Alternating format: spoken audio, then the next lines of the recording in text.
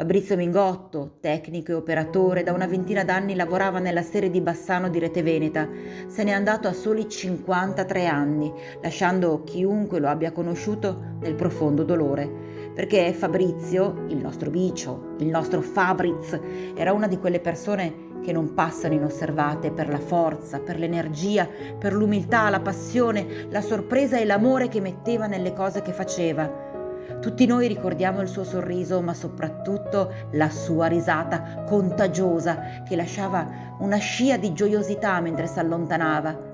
Amante della musica, che lo ha accompagnato sino all'ultimo e da cui lui stesso ha tratto forza ed energia per non arrendersi. Amante della corsa, della montagna, protagonista di numerosi trail che poi ci raccontava pieno d'orgoglio. Per lui una sfida continua, un continuo mettersi alla prova, testare le sue capacità e andare oltre.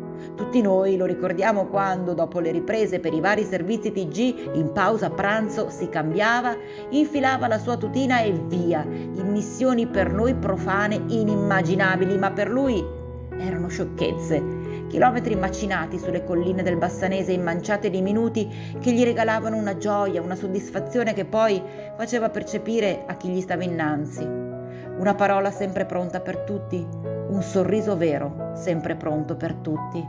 Un amore grande per la moglie Emanuela e per il figlio Enrico, la capacità di fare spallucce alle stranezze e alle avversità della vita, l'attenzione a non ferire mai il prossimo.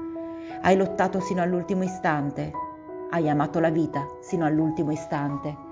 Il sole ti accoglie, caro Fabrizio, mentre raggiungi di corsa la vetta più alta, accompagnato dalla tua musica. Ciao guerriero, noi non ti dimentichiamo.